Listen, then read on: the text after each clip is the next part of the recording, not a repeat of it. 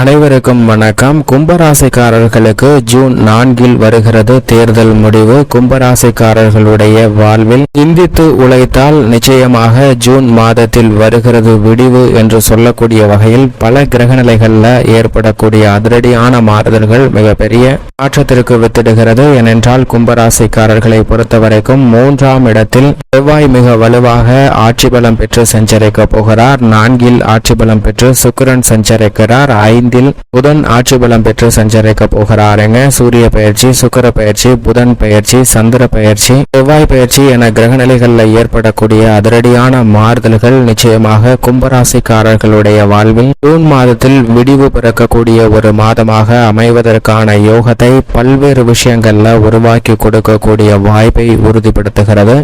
June மாதத்தில் கிரகநிலைகளின் அமைப்பை ஆராய்ந்து பார்க்கும் போது கிரகநிலைகள்ல பல அதிரடியான மாறுதல்கள் ஏற்படுகின்றன. மேலும் குறிப்பாக மிக முக்கியமாக பூமிக்காரகன், மங்களக்காரகன் என்று சொல்லக்கூடிய செவ்வாய் இந்த மாதத்தின் துவக்கத்திலிருந்து ஆட்சி பலம் பெற்று தனது சொந்த ராசியான மேச ராசியில் வலுவாக அமர்ந்து சஞ்சரிக்க போகிறாருங்க. பூமிக்காரகன், மங்களக்காரகன், சகோதரக்காரகன் என்று சொல்லக்கூடிய செவ்வாய் ஆட்சி பலம் பெறுவது நிச்சயம் வரவேற்கத்தக்க ஒரு அமைப்பாக பார்க்க உங்களது உழைப்பிற்கு ஏற்ற பலன்கள் நிறைந்து கிடைப்பதற்கான அதிர்ஷ்ட யோகம் உண்டு என்பதை மங்களக்காரகன் தெளிவாக உறுதிப்படுத்துகிறாருங்க. திட்டமிட்டு சரியான வகையில் துல்லியமாக செயல்படுவதற்கான யோகத்தை கொடுக்கிறார். அதே போன்று புதன் ஜூன் மாதம் 9ஆம் தேதியில் இருந்து ஆட்சி பலம் பெற்று சஞ்சரிக்க போகிறாருங்க. வித்யாகாரகன் ஆட்சி பலம் பெற்று வலுவாக சஞ்சரிக்க போகிறார். மாதத்தின் இறுதியில் கடகராசிக்குள் நுழைய போகிறாருங்க. சுக்கிரனை பொறுத்தவரைக்கும் மாதத்தின் முற்பகுதியில் 13ஆம் தேதி வரை ஆட்சி பலம் பெற்று தனது சொந்த ராசியான ரிஷப ராசியிலும்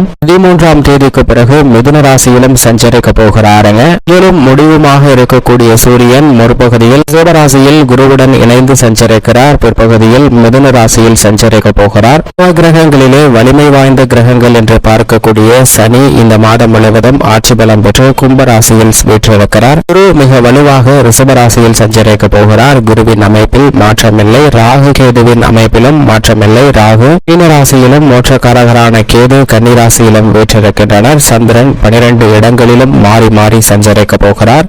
மொத்தமாக 5 கிரகநிலைகள் ஆட்சி பலம் பெற்று சஞ்சரிக்கக்கூடிய ஒரு சிறந்த மாதமாக பார்க்கப்படுகிறது. 2.5 நாட்கள் சந்திரன் ஆட்சி பலம் பெற்றும் இந்த மாதம் முழுவதுமே செவ்வாய் ஆட்சி பலம் பெற்று மேசராசியில் சஞ்சரிக்கிறார். அதே போன்று இந்த மாதம் முழுவதுமே சனி ஆட்சி பலம் பெற்று கும்பராசியில் வீற்றிருக்கிறார். சுக்கிரன் மாதத்தின் முற்பகுதியில் ஆட்சி பலம் பெற்று ரிஷபராசியிலும் வித்யாகாரகரான புதன் ஆட்சி பலம் பெற்று 9ஆம் தேதி முதல் மிதுன ராசியிலும் சஞ்சரிக்க போகிறாருங்க. இப்படி 5 கிரகநிலைகள் ஆட்சி பலம் பெற்று சஞ்சரிக்கக்கூடிய மாதத்தை சரியாக பயன்படுத்தி கொண்டால் நிச்சயமாக சிறப்பான வளர்ச்சியும் எதிர்காலமும் அமைவதற்கான யோகம் உண்டு. மட்டுமல்லாது இந்தியாவின் தேர்தல் முடிவும் ஜூன் 4 அன்று வெளியாகிறது. ஜூன் மாதத்தில் பல சூழ்நிலைகளில் ஏற்படக்கூடிய மாறுதல் உங்களுடைய வாழ்வில் சிந்தித்து உழைத்தால் மிக சிறப்பான முன்னேற்றத்தை பெற்றுத்தரும் என்பதை தெளிவாகவும் துல்லியமாகவும் எடுத்து காட்டுகிறது. ஏனென்றால் இதுவரை நமது இந்திய தேசத்தில் சுதந்திரம் அடைந்ததிலிருந்து நாம் ஒப்பிட்டு பார்க்கும் போது விலைவாசி அன்றாடம் உயர்ந்து கொண்டேதான் செல்கிறது. ஜூன் 4ற்கு பிறகு அழுகின்ற கட்சி ஆட்சி அமைத்தாலும் எதிர்கட்சி ஆட்சி அமைத்தாலும் விலைவாசி உயர்வு என்பது கட்டுக்குள் இருப்பதற்கான சாத்தியக்கூறுகள் குறைவு என்று சொல்லிவிடலாம். எனவேதான் சிந்தித்து உழைத்தால் நமது வாழ்வில் விடிவல் பிறக்கும் ஒரு மாதமாக ஜூன் மாதம் அமையும் என்பதில் சந்தேகமே இல்லை. கடினமாக உழைத்தால் மட்டும் போதாது, நம்மளுடைய அறிவாற்றலை பயன்படுத்தி இருக்கக்கூடிய வளங்களை எப்படி சரிவர பயன்படுத்துவது என்று சிந்தித்தால் மட்டும்தான் உயர முடியும். சமயம் முதலீடு செய்து மிகப்பெரிய அளவில் வளர்ச்சி அடைந்திடலாம் என்று நினைத்து மாட்டு பண்ணை வைக்கலாம் என்று ஆரம்பிக்கும் போது நம்மளுடைய நேரமோ விதியோ எது சரியில்லையோ என்று தெரியாது. ஆனால் இதுவரை எந்த விதமான பாதிப்பும் இல்லாமல் நம்ம மாட்டு பண்ணை ஆரம்பித்ததற்கு பிறகு கோமாரி நோய் உட்பட பல பாதிப்புகள் ஏற்பட்டு அதிலும் நஷ்டம் ஏற்படுவதற்கான வாய்ப்பு உள்ளது. எனவேதான் சிந்தித்து செயல்பட வேண்டும். இந்த தருணத்தில் நாம் எதை எடுத்தாலும் சறுக்கு சிக்கல்களை சந்திக்கிறோமே, வீழ்ச்சியை சந்திக்கிறோமே என்று ஆதங்கப்பட்டால் மட்டும் பத்தாது. அதனுடன் சேர்த்து நாம் எப்படி வாழ்வில் முன்னேற்றம் பெற வேண்டும் என்பதை ஆட்சி பலம் பெறக்கூடிய கிரகநிலைகள் அற்புதமாக உருவாக்கி கொடுக்க போகின்றன. எனவே நம்மளிடம் இருக்கக்கூடிய அறிவாற்றலை சிந்திக்க வேண்டும். உதாரணமாக மாட்டுப்பண்ணை அமைத்தாலும் இதுபோன்ற நோய் தாக்குதல் காரணமாக மாடுகளுக்கு எப்படி பாதிப்பு ஏற்படும், அதிலிருந்து நாம் எப்படி மீள்வது, என்னென்ன தடுப்பு வழிகள் உள்ளன என்பதை சிந்தித்து செயல்படுத்தும் போது நீங்கள் செய்யக்கூடிய காரியம் சிறிய காரியமாக இருந்தாலும் கூட அதில் மிக பெரிய அளவில் வளர்ச்சி நிச்சயமாக இருக்கும் என்பதில் சந்தேகமே இல்லை. மட்டுமல்லாது பெரும்பாலும் வெளிநாடுகளில் சென்று வேலை பார்க்க வேண்டும் என்று பலருடைய இருக்கும். அதற்கு மிக முக்கிய காரணம் இந்திய ரூபாயின் மதிப்பும் இந்த நாட்டின் மதிப்பும் தான். காரணத்திற்கு ஒருவர் அமெரிக்கா சென்று வேலை பார்க்கிறார் என்றால் இங்கு அவர் சம்பாதிக்கக்கூடிய பணம் 2000 3000 இவ்வளவுதான் இருக்கும் அந்த நாட்டின் மதிப்பில். ஆனால் அவற்றை நம்ம நாட்டிற்கு மாற்றும் போது குறைந்தது 2.5 லட்சத்திற்கு மேல் மாத வருவாயாக வருகிறது. இது வளைகுடாவாக உள்ள கத்தார் போன்ற நாடுகளில் சென்று பணியாற்றும் போது 1000 ரூபாய் தான் அந்த நாட்டின் மதிப்பாக இருக்கும். அதாவது அந்த நாட்டின் மதிப்பில் 1500 டினாராக தான் இருக்கும். ஆனால் அவற்றை நம்ம நாட்டின் மதிப்பில் கணக்கிடும் போது 4 லட்சம் 5 லட்சத்திற்கு மேல் கிடைக்கிறது.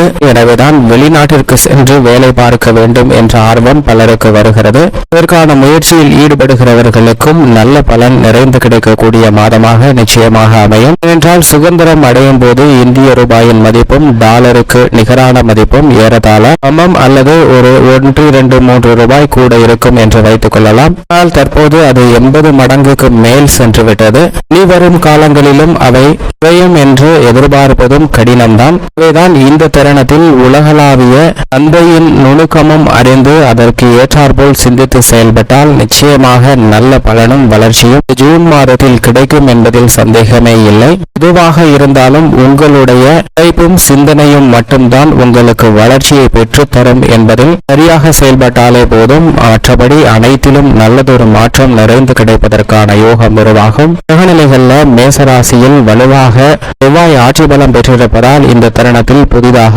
அசையும் அசையா சொத்துக்கள் வாங்கக்கூடிய முயற்சியில் நிச்சயமாக வெற்றி கிட்டும். விவசாயம் சார்ந்த புதிய நிலம் வாங்குதல், நவீன உபகரணங்கள் வாங்குதல் போன்ற விஷயங்களை மேற்கொள்ளும் போது அவையும் சாத்தியக்கூறுகளாக கூடிய யோகம் உண்டு.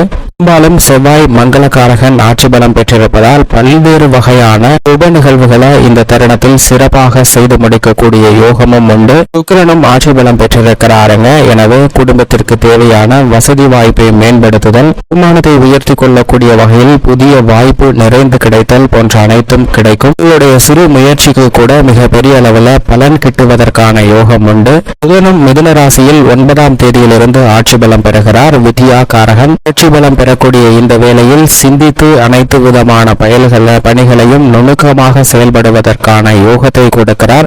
வருமானத்தை உயர்த்தி கொள்ளக்கூடிய வகையில் பல வழிகளை சிறப்பான முறையில் திட்டமிட்டு செயல்படுத்துவதற்கான யோகம் நிச்சயமாக கிடைக்கும். சந்திரனும் பெரும்பாலும் சாதகமாகவே வலம் வரக்கூடிய ஒரு அமைப்பாக இருக்கிறது. சந்திர அஷ்டம தினங்கள்ல மட்டும் மிக முக்கியமான பணிகளை தவிர்ப்பது நல்லது. மற்றபடி அனைத்துமே சாதகமாக அமையக்கூடிய யோகம் உண்டு. சூரியன் பிற்பகுதியில் ரிஷப ராசியிலும் 15ஆம் தேதிக்கு பிறகு மிதுன ராசியிலும் சஞ்சரிக்கிறார். சூரியனுக்கு அதிநட்பு ராசியாக புதன் பார்க்கப்படுகிறார். எனவே புதனின் ஆட்சி வீட்டிற்குள் நுழையக்கூடிய சூரியனின் அமைப்பு காரணமாக அலைச்சல் வெகுவளவில் குறையும். ஆரோக்கிய தொல்லைகளும் பல மடங்கு குறையக்கூடிய யோகம் இந்த தருணத்தில் உண்டு. ஆட்சி பலம் பெற்று சனி சஞ்சரிப்பதால் இந்த தருணத்தில் புதிய வேலை வாய்ப்பு ரீதியான முயற்சிகள்ல நல்ல வெற்றி கிட்டுங்க.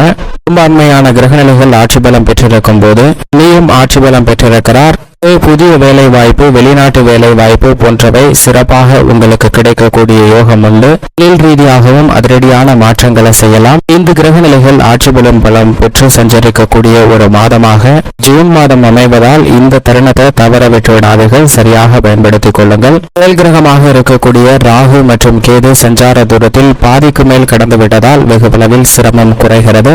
ஆட்சி பலம் பெற்று தனது பகை கிரகமாக இருக்கக்கூடிய சுக்கிரனின் ஆட்சி வீட்டில் சஞ்சரிக்கக்கூடிய இந்த வேளையில் அனைத்திலும் சிறப்பாக சிந்தித்து முடிவெடுக்கக்கூடிய ஆற்றலை கொடுப்பார். இவை பல்வேறு வகையில இருக்கக்கூடிய சிரமங்கள் சிக்கல்கள் அனைத்தும் விலகி நல்ல முன்னேற்றமும் வளர்ச்சியும் நிறைந்து கிடைப்பதற்கான யோகம் உண்டு என்பதை தெளிவாக உறுதிப்படுத்துகிறாருங்க. இப்படி நவ கிரகங்களின் அமைப்பு இருக்க கும்பராசிக்காரர்களை பொறுத்தவரைக்கும் முழு சுபகிரகமாக இருக்கக்கூடிய குரு பகவான் சுகஸ்தானமாகிய 4 வீற்றிருக்கிறாருங்க. அர்த்தாஷ்டக குருவின் அமைப்பால் நன்மை நிறைந்து கிடைப்பதற்கான யோகம் பல்வேறு விதமான பணிகளில் கும்பராசிக்காரர்களுக்கு நிறைந்து கிடைக்கிறது ஜூன் மாதத்தில். அது மட்டுமல்லாது எதை செய்தாலும் சிந்தித்து செயலாற்றக்கூடிய யோகத்தை வலுவாக ஏற்படுத்தி கொடுக்கிறார் குரு.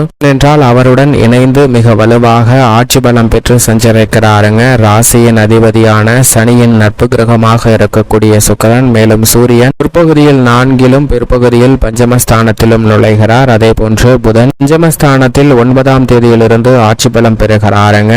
இதன் காரணமாக பல அதிரடியான மாற்றங்கள் இல்லத்தில் உண்டு. அவை சுப நிகழ்வுகளாக மாறுவதற்கான யோகம் ஜென்ம சனியின் காலகட்டத்தில் இருக்கக்கூடிய கும்பராசிக்காரர்களுக்கு மிக சிறப்பான மாற்றத்தை ஜூன் மாதத்தில் ஏற்படுத்தி கொடுக்கின்றன. அது மட்டுமல்லாது குரு பார்க்கின் கோடி நன்மை என்று சொல்லக்கூடிய வகையில் குருவின் சுப பார்வை 8, 10, 12 ஆகிய இடங்களில் மிகவும் வலுவாக கிடைக்கிறது. அஷ்டம பாதிப்புகள் விலகுகிறது. தொழில் மிக பெரிய அளவில் அபிவிருத்தி காணக்கூடிய யோகத்தை ஏற்படுத்தி கொடுக்கிறார் குரு. விரயஸ்தானத்தில் விரய செலவுகள் கட்டுக்குள் வரும், சுப விரயங்கள் அதிகரிக்கக்கூடிய யோகம் நிறைந்து கிடைக்கிறது என்பதை தெளிவாகவும் துல்லியமாகவும் உறுதிப்படுத்துகிறார் குரு. குருவுடன் இணைந்து சுகஸ்தானத்தில் முற்பகுதியில் சூரியன் 14ஆம் தேதி வரைக்கும் 15ஆம் தேதிக்கு பிறகு பஞ்சமஸ்தானமாகிய 5இல் நுழைகிறாருங்க. சூரியன் 5ஆம் இடத்திற்கு வருவது அமோகமான வரவேற்கத்தக்க ஒரு அமைப்பாக பார்க்கப்படுகிறது. பல்வேறு வகையான ஆரோக்கிய தொல்லைகள் அலைச்சல்கள் நிச்சயமாக குறையும். அது மட்டுமல்லாது சுக்கிரன் 13ஆம் தேதி வரை ஆட்சி பலம் பெற்று 4லும் அதற்கு பிறகு பஞ்சமஸ்தானத்தில் சஞ்சரிக்க போகிறாருங்க.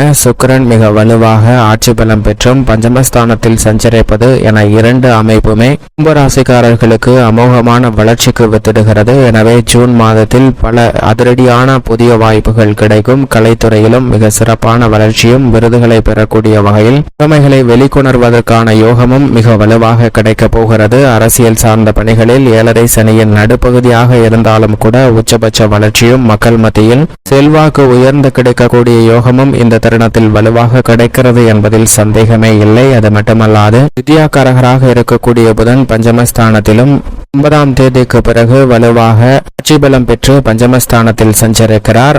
மாதத்தின் இறுதியில் ரூணரோக சத்ருஸ்தானத்தில் நுழைகிறார். பெரும்பாலும் பஞ்சமஸ்தானத்தில் ஆட்சி பலம் பெற்று சஞ்சரிக்கக்கூடிய புதனின் அமைப்பால் நல்ல முன்னேற்ற வாய்ப்புகள் உண்டு. மிக கடினமான பணிகளை கூட சிந்தித்து செயலாற்றுவதற்கான யோகம் உண்டு. எனவே இந்த தருணத்தில் ஜென்மசனியின் ஆதிக்கம் இருந்தாலும் உத்தியோக ரீதியாக பல நுணுக்கமான பணிகளை கையாளுவதற்கான யோகமும் தொழில்துறை வியாபாரத்துறையில் தனித்து செயல்படாமல் கூட்டு முயற்சியாக பல வெற்றி வாய்ப்புகளை நிறைந்து பெறுவதற்கான யோகமும் மிகவும் வலுவாக கும்பராசிக்காரர்களுக்கு கிடைக்கிறது என்பதில் சந்தேகமே இல்லை. தனகேது ராகு மற்றும் அஷ்டம கேதுவால் ஏற்படக்கூடிய பாதிப்புகளும் வெகு அளவில் குறைகிறது. ஏனென்றால் இரு கிரகநிலைகளும் தங்களது சஞ்சார தூரத்தில் பாதிக்கு மேல் கடந்துவிட்டன. எனவே இனி வரக்கூடிய தருணத்தில் நல்ல முன்னேற்றம் உண்டு. 3இல் ஆட்சி பலம் பெற்று சஞ்சரிக்கக்கூடிய செவ்வாயின் அமைப்பு காரணமாக புதிய நிலம், வீடு, வீட்டுமனை வாங்கக்கூடிய யோகம் மிக வலுவாக கிடைக்கிறது. பெண்மணிகளின் நலனுக்கு பொறுப்பேற்ற குரு சுக்கிரன் ஆகிய 2 கிரகநிலைகளும் சுகஸ்தானத்தில் வலம் பெறுவதால் அனைத்திலும் பெண்மணிகளுக்கு அதிர்ஷ்ட யோகம் நிறைந்த ஒரு அமைப்பாக பார்க்கப்படுகிறது. அது மட்டுமல்லாது இந்த தருணத்தை மேலும் மிக சிறந்த மகிழ்ச்சிகரமான தருணமாக மாற்றிக்கொள்ள நிச்சயமாக ஜூன் மாதத்தில் கும்பராசிக்காரர்கள் வாரத்தில் ஏதேனும் ஒரு நாள் விரதமிருந்து அருகாமையில் உள்ள சிவன் ஆலயம் சென்று தீபம் ஏற்றி வழிபாடு செய்யுங்கள். தங்களுடைய வாழ்வில் ஏற்படக்கூடிய சிரமங்கள் தடைகள் விலகும். அது மட்டுமல்லாது ஜூன் மாதத்தில் விரிவு பறக்கக்கூடிய ஒரு தருணமாகவும் நிச்சயமாக அமையும் கும்பராசிக்காரர்களுக்கு.